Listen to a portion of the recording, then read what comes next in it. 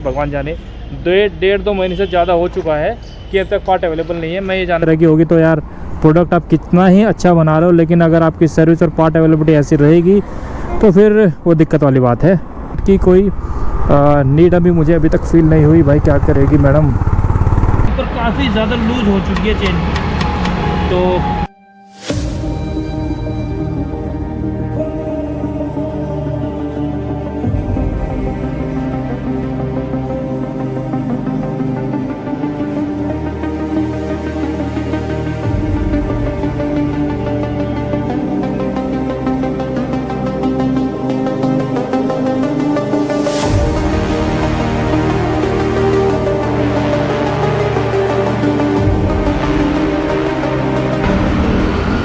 बहुत दिनों के बाद मोटो ब्लॉग पर हूँ और आज मैं अपने काम से जा रहा हूँ। आज यार कल रात से ही दिल्ली में और एनसीआर में काफ़ी बारिश थी, तो सुबह ऑफिस नहीं हो तो ऑफिस जाना तो नहीं हो पाया सुबह, क्योंकि ऑफिस के टाइम पे काफ़ी ज़्यादा वेदर ख़राब था। तो मैंने सोचा छुट्टी मारते हैं, क्योंकि कल सैटरडे संडे वैसे भी ऑफ रहेगा, तो इसी बहाने अपना 3 दिन का वीकेंड हो जाएगा। तो सुबह से मुझे अब जाकर टाइम मिला है, तो अभी मैं जा रहा हूँ सर्विस सेंटर। इस टाइम पर लगभग 4:15 हो रहे हैं। सोचा मैं घर पड़े पड़े क्या करूँ, तो अपनी बाइक को लेकर सर्विस सेंटर चलता हूँ। 2-3 रीज़न है। पहला तो मुझे अपनी चेन का जो अपनी चेन टाइट करानी है। पहले तो ये यहाँ पर काफ़ी ज़्यादा लूज़ हो चुकी है चेन, तो it's need to be tighten correctly. And दूसरा अपना जो 1-2 पार्ट अभी बाकी थे वो आज मैं जा रहा हूँ, जो कि पेंडिंग पड़े हुए थे। जो मेरा जो राइट साइड का जो इसे बोलते पूरे को स्टेप बोलते हैं, स्टेप प्लेट बोलते हैं इस वाले पूरे पोर्शन को, स्विंग आर्म बोल सकते हो, बट ये इस होंडा से स्टेप प्लेट बोलता है। तो ये पूरा का पूरा चेंज होना है, क्योंकि यहाँ पर ये टूटा हुआ है, तो ये खुलता नहीं है। ये वाला जो है ये खुलता नहीं है, ये मेजर मुझे चेंज कराना है। बाकी मेरा भी ना ये वाला पोर्शन देख रहे हो, ये वाला अभी तक नहीं आया है। अब जाके पता करता हूँ, आया तो ठीक है, नहीं तो फिर वापस आना पड़ेगा। बाकी अपना चेन का काम तो हो ही जाएगा इसी बहाने। तो अभी चलता हूँ सर्विस सेंटर, देखता हूँ क्या क्या अपना काम आज हो पाएगा। वैसे 4:15 हुए हैं, टाइम है अभी 6 बजे तक का टाइम है, तो चलता हूँ वहीं जाके पता करते हैं कि क्या कुछ आज अपनी बाइक का काम हो पाएगा। काम तो काफ़ी है, अभी चलते चलते आपको बता दूँ क्या क्या अपनी मुझे बाइक में काम कराना पड़ेगा नई ट्रिप पे जाने से पहले। तो अभी मिलते हैं मोटो ब्लॉग पर और आगे की कहानी मैं आपको बताता हूँ। तो यार चलो अब चलते हैं सर्विस सेंटर और आज अपने देखते हैं कितना काम हो पाएगा कितना नहीं। तो चलो आगे की बात करता हूँ। 2 पार्ट जो है मेरे क्लेम के पड़े हुए हैं, meter cover upper and lower, और मेरा स्टेप प्लेट, स्टेप होल्डर। हाँ एग्जैक्ट वर्ड जो है वो स्टेप होल्डर है, जो Honda call it step holder, और हम जनरल लैंग्वेज में से स्विंग आर्म वगैरह बोल सकते हैं शायद, मे बी, बट ये स्टेप होल्डर बोलते हैं as per official language in official words. क्योंकि यहाँ पर ना मेरा राइट हैंड का जो फुटरेस्ट है वो खुल नहीं पाता है, उस वजह से मेरा क्रैश हो गया था उस टाइम का ही टूटा हुआ है ये। तो 2-3 पार्ट है होंडा के, काफ़ी ज़्यादा डिले हो गया यार, ये पार्ट अब तक आए नहीं है, तो ये थोड़ा डिसअपॉइंटिंग है होंडा की साइड से यार। इतना लंबा टाइम देखने को मिल रहा है, वो भी ऐसी बाइक के साथ जो कि अब रेयर नहीं है, सड़कों पर काफ़ी अच्छी नंबर्स में दिखने लगी है बाइक ये, काफ़ी ज़्यादा मतलब ठीक ठाक सेलिंग भी है, फिर भी इसके पार्ट अवेलेबल नहीं है, तो थोड़ा डिसअपॉइंट होता है यार, डिसअपॉइंट बनता भी है। तो चलो अब आगे की बात करते हैं। तो मुझे क्या क्या काम कराना है, मुझे अपनी बाइक में काम कराना है। एक तो फ्रंट व्हील और रियर व्हील दोनों की बियरिंग मुझे चेंज करानी है।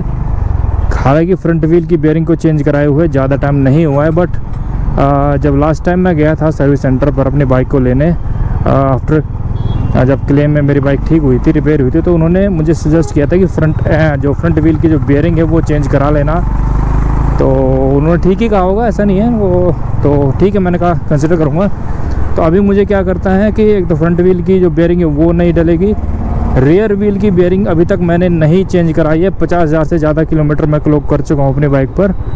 उसके साथ अब मुझे ना अपने जो फ्रंट शॉकर हैं उसका हाइड्रोलिक ऑयल भी चेंज कराना पड़ेगा, मुझे फील हो रहा है अब, बिकॉज़ कहीं ना कहीं अब थोड़ा सा स्टिफनेस फ्रंट से ना बढ़ गया है, क्योंकि वो चेंज करा लेना भी चाहिए, क्योंकि 50,000 किलोमीटर एनफ होते हैं यार किसी भी पार्ट को परफॉर्म करते हुए। तो 50,000 किलोमीटर के अंदर हो सकता है, एग्जैक्ट नंबर नहीं पता कि कितने पे कराते हैं कितने पे नहीं, बट 50,000 किलोमीटर एनफ है। तो अब मैं कराऊँगा कि नहीं। तो होता क्या है ना कि मुझे पक्का पता है कि अगर जब मैं अपने जो फ्रंट दोनों के शॉकर ओपन कराऊंगा, डिसमेंटल कराऊंगा, तो वहाँ से क्या होगा ना, जो ऑयल जो होगा वो तो पूरा ब्लैक होके निकलेगा, पूरा ब्लैक। जैसे इंजन की जब हमारे बाइक की सर्विस कराते हैं ना, इंजन ऑयल जो निकलता है पूरा ब्लैक होता है। तो उसी टाइप का जो हमें जब हाइड्रोलिक ऑयल देखने को मिलेगा अगर मैंने अपने डिसमेंटल कराऊंगा तब। अगर नहीं कराए ना तो होता क्या है, देखो अपनी जो एक ऑयल की अपनी प्रॉपर्टी होती है, जब वो अच्छी कंडीशन में होता है तो अच्छे से काम करता है। और यहाँ पर अच्छे से काम करने का मेरा मतलब ये है कि वो जो ऑयल में डैम्पिंग इफेक्ट जो होता है ना, जितने भी जर्क वगैरह, तो उसको एब्जॉर्ब करने की जो प्रॉपर्टी है उसे डैम्पिंग बोलते हैं। तो डैम्पिंग इफेक्टिवनेस टाइम के साथ ना ऑयल की कम हो जाती है। तो वही है, जैसे कि एग्जांपल देकर मैं बताऊं, जैसे कि कोई फोम है आपके पास, जैसे कि मैट्रेसेस के फोम होते हैं ना, हम नए मैट्रेसेस लाते हैं घर पे, तो शुरू के कुछ महीने, कुछ 2-3 सालों तक तो बहुत अच्छा फील कराता है, लेकिन कुछ टाइम के बाद ना वही थोड़ा अनकंफर्टेबल सा फील होने लगता है, क्योंकि हार्ड हो जाता है।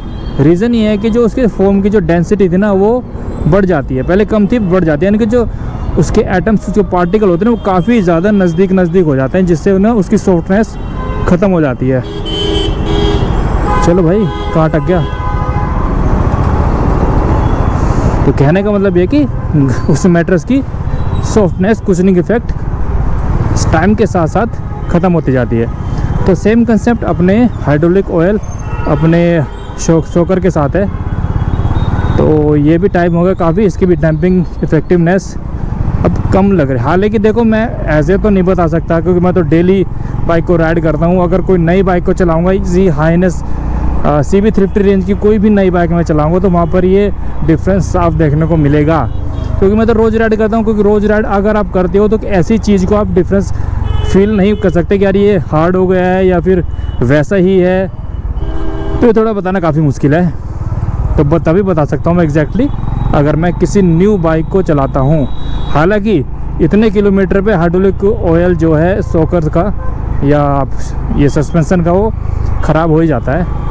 तो इसको भी आज एक बार जाके बात करूँगा कितने का खर्चा आ जाएगा। और अपना कॉन्सेप्ट का तो यार देखो अब तक काम हुआ नहीं है। वैसे मुझे कॉन्सेप्ट की कोई नीड मुझे अभी तक फील नहीं हुई। भाई क्या करेगी मैडम, इनका कुछ नहीं पता, कहीं भी घुसा देती हैं। हाँ, तो बैक टू द पॉइंट। तो वही है कि कॉन्सेप्ट की जो मुझे अभी लग रहा है ना कि कॉन्सेप्ट कराने की भी मुझे कोई भी नीड फील नहीं हो रही। मेरा जो हैंडल वॉबलिंग इशू वगैरह था अब कुछ भी नहीं है, था अब नहीं है। जो मेरे वो जो भी था वो टायर से रिलेटेड था, वो मैंने करा लिया था। तो उसके बाद अब कोई भी वॉबलिंग इशू यहाँ नहीं देखने को मिला, ना ही मेरी बाइक किसी भी राइट या लेफ़्ट एक साइड पर मूव कर रही है, यानी पुल कर रही है। पुलिंग इशू भी नहीं है अपनी बाइक में, सही एकदम स्ट्रेट लाइन मेंटेन करके चलती है। तो I think I don't need to check my concept.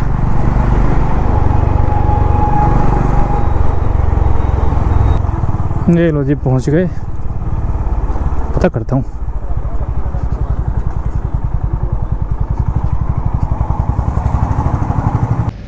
तो यार सर्विस सेंटर से तो मैं आ गया हूँ, लेकिन दिक्कत ये होगी अभी तक मेरे पार्ट आए नहीं है। एक्चुअली हुआ क्या था ना, जो यहाँ पर रिप्रेजेंटेटिव थे या फिर जो काम देखते थे वो यहाँ से नौकरी छोड़कर चले गए। उन्हीं ने मेरा क्या केस जो है डील किया था, वो नौकरी छोड़ कर चले गए। मेरा केस अधर में अटक गया। लेकिन इस टाइम पे क्या था ना कि मेरे 3 पार्ट अवेलेबल नहीं थे, बट उन्होंने कहा था कि अभी आप बाइक ले जाओ, जब पार्ट आ जाएंगे तब आप बाइक ले जाना। वो मैं पार्ट पेंडिंग में कर देता हूँ, तो पार्ट पेंडिंग में कर दिए थे। लेकिन वो तो चले गए नौकरी छोड़ के। अब मेरी मुसीबत ये होगी ना, जो अभी जो देख रहे हैं ना वो कह रहे यार हमें इस केस का कुछ भी नहीं पता है, अब जो पार्ट है कैसा नहीं, मैं दोबारा मुझे उसकी जो ऑर्डर लगाना पड़ेगा। मैंने कहा लगाओ, क्योंकि पार्ट तो मुझे रिसीव नहीं हुए। अभी वो दोबारा ऑर्डर लगाएंगे और फिर तब पता नहीं कब आएंगे, भगवान जाने। 1.5-2 महीने से ज़्यादा हो चुका है कि अब तक पार्ट अवेलेबल नहीं है। मैं बोलना चाहता हूँ कि अगर होंडा के साथ ये चीज़ है तो मुझे लगता है कि ये बहुत थोड़ा सीरियस मैटर है, क्योंकि अगर इस बाइक के पार्ट अवेलेबल नहीं है तो यार बहुत डिसअपॉइंटिंग है। दूसरा मुझे थोड़ा फ़नी में मैं एक बात कहना चाहूँगा, मुझे लगता है जो बाइक के पार्ट है वो सीधा जापान से एक्सपोर्ट किए जा रहे हैं, ऐसा मुझे प्रतीत हो रहा है। अरे 2 महीने हो गए यार, अब तक बाइक के पार्ट अवेलेबल नहीं है। इतने बड़े पार्ट भी नहीं है, एक स्टेप होल्डर है, एक मीटर कवर है, इतने बड़े पार्ट भी नहीं है, इतना कोर कोई कंपोनेंट नहीं है जिसके लिए इतना वेट करना पड़े। बाकी भगवान जाने अब आएंगे नहीं आएंगे, बाकी आज ऑर्डर लग जाएगा। अपना काम कुछ भी नहीं हुआ, तो ऐसे आ गया आज, कुछ बात नहीं बनी। तो अभी चलते हैं घर पे। कुछ नहीं हो पाया, चेन टाइटिंग का भी आज कुछ नहीं हो पाएगा क्योंकि अब मैकेनिक अवेलेबल नहीं है, आज छुट्टी पर है। तो अभी घर चलता हूँ और देखते हैं अब कब पार्ट मिल पाएंगे कब नहीं। चलो यार अब घर चलता हूँ, अब कुछ नहीं है। यही था, थोड़ा सा अपडेट आपको देना था। और होंडा की थोड़ा ना डिसअपॉइंटिंग जो मेरे एंड पर है वो मैंने आपको बता दी। तो ये गलत है यार थोड़ा, देखो कहीं ना कहीं आपके पार्ट अवेलेबिलिटी अगर इस तरह की होगी तो यार प्रोडक्ट आप कितना ही अच्छा बना रहे हो, लेकिन अगर आपकी सर्विस और पार्ट अवेलेबिलिटी ऐसी रहेगी तो फिर वो दिक्कत वाली बात है। बाकी अगर हो सकता है ये मेरे साथ ही हो रहा हो, सब जगह ऐसा ना हो, बट मेरे साथ जो है वो मैंने आपको शेयर कर दिया। तो अभी के लिए इतना ही, चलता हूँ यार घर पर और मिलूँगा फिर जल्दी किसी नए वीडियो में। Till then take care, bye bye. और सभी को मेरा जय सिया राम।